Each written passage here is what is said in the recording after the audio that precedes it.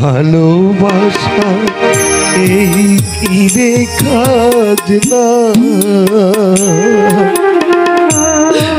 ভালোবাসা এই কি রে খাজনা, দিয়ে ফাঁকি ওরে পাখি যতই ডাকি আর ফেরে না, ভালোবাসা এই কি রে খাজনা, ভালোবাসা এই কি রে খাজনা।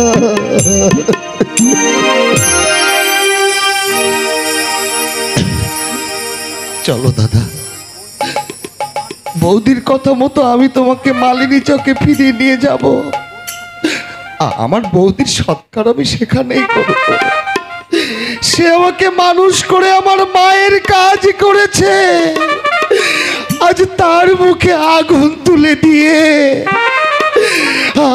আমি তার ছেলের কাজ করব গো দাদা, আমি তার ছেলের কাজ।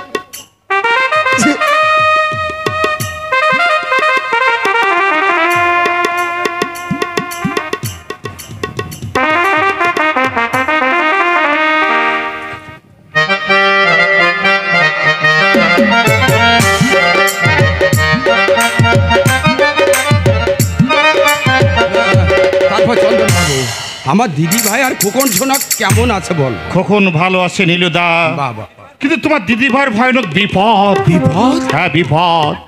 একটা ট্যাক্সি অ্যাক্সিডেন্টে তার মাথা ফেটে গেছে। চন্দন বাবু? হ্যাঁ, আমি তাকে ডাক্তার দেখিয়ে নিজের দেহে রক্ত দান করে তাকে আমি সুস্থ করে তুলেছি, কিন্তু আমার আর খোকনের সামান্য রোজগারে ওষুধপত্রে খরচ কুলে উঠতে পারছি না। তাই তো বাধ্য হয়ে পারুল তোমার কাছে পাঠিয়েছে কিছু টাকার জন্য। হ্যাঁ, তুমি কিছু ভাবো না, মাস দুয়েকের মধ্যে আমি টাকাটা শোধ করে দেবো নীলুদা। কিন্তু আমার কাছে তো এখন কিছু নেই চন্দন বাবু। মানে এক সপ্তাহ আগে না কর্তার কাছ থেকে 4 মাসের মাইনে আগাম নিয়ে আমি যে বাড়ি পাঠিয়ে দিয়েছি। তাহলে চুরি চিন্তাই ছাড়া আমার যার কোনো পথ দেখছি না নীলুদা। না না, অমন কাজ করে নিজের বিপদ দেখে এনো না। তুমি জেল হাজতে গেলে দিদি ভাইয়ের আপন বলতে আর কেউ থাকবে না। তুমি একটু দাঁড়াও, কর্তা বাবু এখন ঘুমোচ্ছে, তার বিছানা তলা থেকে আর আনছে যে চাবি নিয়ে। সে কি তুমি তুমি চুরি করবে নীলুদা? কুড়িয়ে পাওয়া বোনের জন্য তুমি যদি দেহের রক্ত দান করতে পারো নীলুদা, কোলে পিটি করে গড়ে তোলা দিদি ভাইয়ের জন্য আমি কেন চুরি করতে পারবো না? খুব পারবো নীলুদা। নীলুদা, কথা জানতে পেরে যদি আমাকে পুলিশে দেয় আমি হাসতে হাসতে জেলে যাব। যদি আমাকে চাকরি থেকে দূর করে দেয় আমি দেশে গিয়ে মাঠে হাল চষে খাবো। তবু দিদি ভাই দুঃখের কথা শুনে আমি হাত পা গুটিয়ে বসে থাকতে পারবো না। আমি এক্ষুনি আছি, তুমি দাঁড়াও। ওই ওই হতভাগিনী বোন রোগ সজ্জায় শুয়ে বোবার মতো চেয়ে আছে, ভাবছে কখন তার দাদা ফিরবে। অপেক্ষা কর রে বোন, তুই অপেক্ষা কর। টাকার জোগাড় না করে আমি তার ফিরতে পারি না রে বোন। নীলুদা যদি টাকা দিতে পারে ভালো, নইলে আমাকে অন্য পথ দেখতে হবে রে বোন। তবুও তোকে বিনা চিকিৎসা আমি মরতে দেব না রে বোন।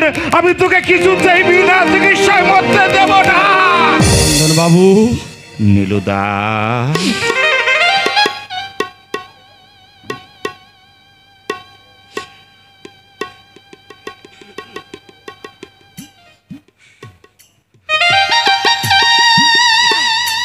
এই নাও 200 টাকা। আমি চুরি করে এনেছি। নীলুদা, তুমি মানুষ নও নীলুদা, তুমি যে দেবতা। না না বাবু, আমি যে চাকর গো, দেবতা তুমি, নইলে পরের জন্য কে নিজের দেহ রক্ত দান করতে পারে? পর যে আমার কাছে আজ অতি আপন হয়ে উঠেছে নীলুদা। চন্দনবাবু, আত্মারাত্ম হয়ে জড়িয়ে পড়েছে আমার এই জীবনের সঙ্গে। শিগগির পালা চন্দনবাবু, কর্তার ঘুম ভাঙার সময় হলো। যাও যাও। যাচ্ছি যাচ্ছি আমি নীলুদা, আমি যাচ্ছি। ও হ্যাঁ, ভালো কথা। আমার খোকন বেশ বড় সড়ো হয়ে উঠেছে না, দেখতে ভারী স্বাদ হয়। কোথায় গেলে আমি দেখা পাবো বলো তো? নীলুদা, তোমার খোকন সোনাকে দেখবে? যদি কখনো কমলাপুর রেল স্টেশনে যাও, দেখতে পাবে একটা নীল প্যান্ট পরা ছেলে ছেঁড়া জামা গায়ে দিয়ে লোকের জুতো পালিশ করছে। চন্দনবাবু, আমার আমার খোকন সোনা জুতো পালিশ করে? আমি যে এক নগণ্য রিক্সাওয়ালা নীলুদা, আমি যে নগণ্য রিক্সাওয়ালা। আমার ভাগিনে যদি বাবুদের জুতো পালিশ না করে দেয়, তাহলে বাবুদের জুতো এই যে মহল্লা থেকে যাবে নীলুদা। আমার ওই বোনটা যদি চায়ের ফেরি না করে, তাহলে বিজলি পাকায় হাওয়া খেয়ে যারা আমেজি হয়ে উঠেছে চন্দনবাবু, তাদের শরীর যে তাজা হবে না নীলুদা, তাদের শরীর তাজা হবে না। ও চন্দনবাবু,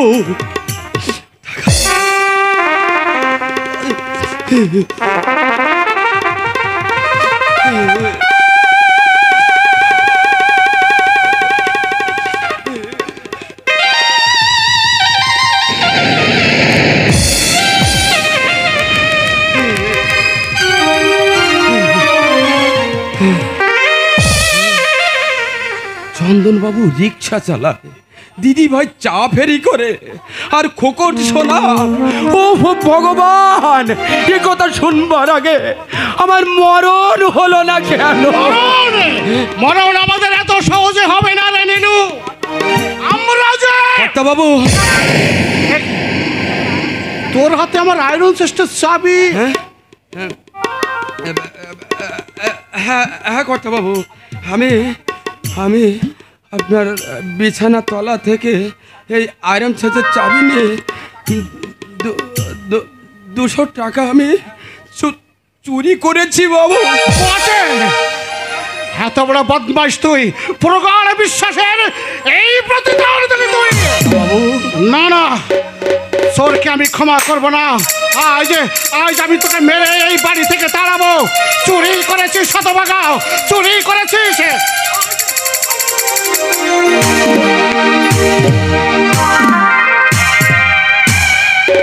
দূর হয়ে যা আমার বাড়ি থেকে। চোরের স্থান আমার বাড়িতে নয়।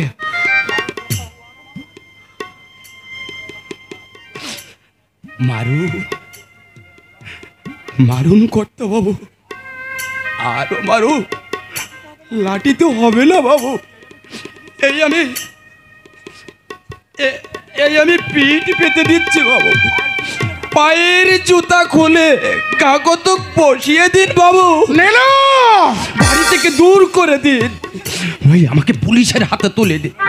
নইলে আবার যদি কোনোদিন চন্দন বাবু দিদি ভাইয়ের জন্য সাহায্য চাইতে আসে, আমি যে এমনি করে চুরি করতে আমি বাধ্য হব গো বাবু। নীলু, এই নীলু, তুই কি বললি? তোর দিদি ভাই মানে পারুলের জন্য তুই চুরি করেছিস? কি বলবো কর্তা বাবু, কোলে পিঠে করে যাকে আমি বড় করেছি, তার দুঃখকে আমি সইতে পারি বাবু? ওরে নীলু, এই হতভাগা, এই 200 কেন, তুই 2000 টাকা নিতে পারলি না বাবু। আমি তোকে মেরেছি।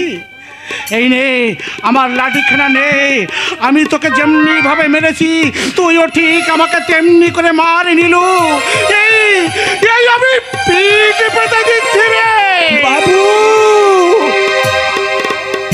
আমি কি তাই পারি বাবু? আমি যে চাকর গো বাবু। নীলু, মনিবের জুতো লাতি খাওয়ার জন্যই তো আমাদের চাকরি গো বাবু। নীলু, ও বাবু, 200 টাকার জন্য ভাবনা চিন্তা করবেন না বাবু। যতদিন সেই টাকা শোধ না হয় আপনি আমায় মাইনে দেবেন না বাবু। নীলু, আমি আমি মাইনে নেব না বাবু, আমি মাইনে নেব না বাবু, আমি মাইনে নেব না। নীলু, নীলু কথা শুনবি না? আমি তো তোকে কোলবিটি করে মানুষ করেছিলাম, তা দুঃখ আমি সইতে পারিনি বাবু, আমি সইতে পারিনি। না রে নীলু, না। ওরে ওই টাকা তোকে আর শোধ দিতে হবে না। তুই শুধু একটিবার বলে যা, কোথায় আছে আমার মা বলে। তাকে এনে আমি আলাদা করে বাড়ি করে দেব, তার নামে ব্যাংক ব্যালেন্স করে দেব। পারছি না, পারছি না রে নীলু, পারছি না। আর আমি তাকে ছেড়ে কিছুতেই থাকতে পারছি না।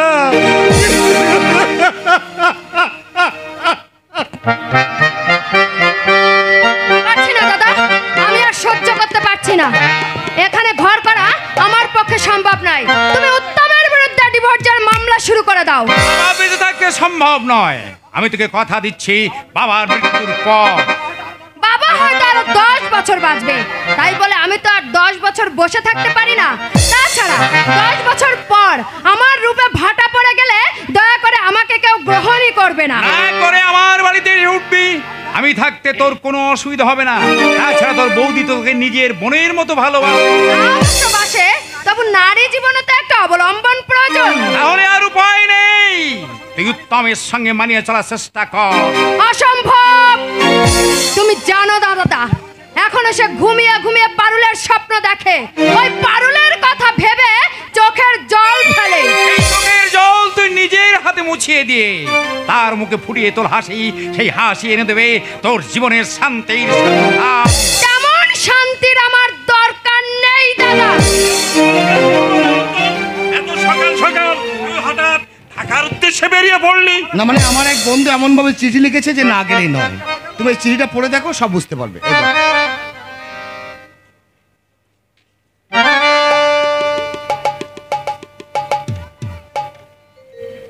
মাই ডিয়ার উত্তম, কয়েক বছর আগে ঢাকার বুকে আমি একটা সোনার গোলাপ কুড়িয়ে পেয়েছিলাম। তোকে দেখাবো বলে এতদিন আমি তাকে সযত্নে গচ্ছিত রেখেছি। যত অসুবিধায় থাক একবার আসিস। কমলাপুর স্টেশনে পা দিলেই আমাকে তুই দেখতে পাবি। ইতি চন্দন। সোনার গোলাপ। তাই রহস্য করে লিখেছে আর কি। তবু এত করে যখন ডেকেছে, ওর একবার যাওয়া উচিত। হ্যাঁ, শোনো। বন্ধুর সঙ্গে দেখা হবে, আর ঢাকার বুকে দুদিন থাকলে ওর মন মেজাজটাও পাল্টে যাবে। তুমি দাদার সুবিধা অসুবিধার দিকে লক্ষ্য রাখো কেমন। বন্ধুর সঙ্গে দেখা করে আমি 2-1 দিন বাদেই ফিরে আসবো। শুধু বন্ধু নয়, ওই বান্ধবীর সঙ্গেও দেখা করে এসো। চলে কেন? গায়ে লাগলো বুঝি? লাগবে বই কি? তুমি তোমার প্রশান্তর সঙ্গে দেখা করতে বাপের বাড়ি যাও বলে মনে করো না আমি কোনো ছোট মন নিয়ে ঢাকায় যাচ্ছি। জানি জানি, এই বাড়িতে হক কথা বলতে গেলে দোষটা নিজের ঘাড়েই এসে পড়ে। উপরের দিকে থুতু ফেললে থুতুটা নিজের বুকে এসে পড়াটাই স্বাভাবিক। এসব কি হচ্ছে তোদের? আমার দরকার পড়েছে, আমি ঢাকা যাচ্ছি।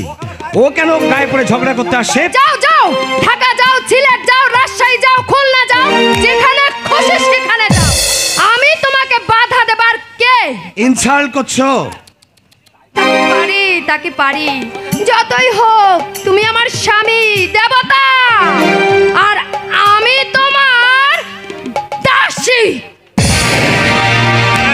বৌমার কথা মন খারাপ না করে তুই শিগগিরি রওনা হ, নইলে কিন্তু সকালের ট্রেনটাই কিন্তু ফেল করবি। না দাদা, আমি ঠিক সময় স্টেশনে পৌঁছে যাব। হ্যাঁ। আচ্ছা, আসি তামাল বাবু।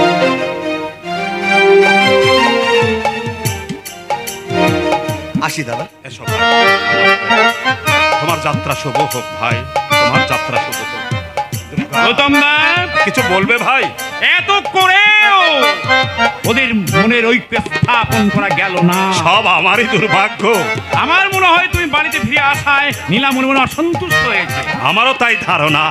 তাই আমি স্থির করেছি, উত্তম ঢাকা থেকে ফিরে এলেই পথের মানুষ আমি আবার পথে নেমে যাব। কথাটা আমি বললাম বলে কিছু মনে করলে না তো গৌতম দা?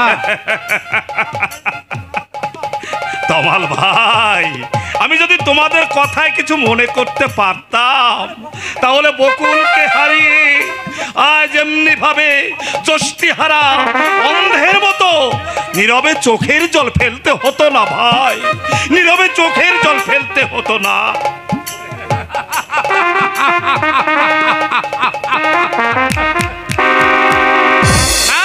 না, এক্ষুনি আমার হাল ছেড়ে দেওয়া চলবে না। নিলে আমার একমাত্র ছেড় বল, যে কোনো উপায়ে তার সুখ এবং শান্তি আমি চাই।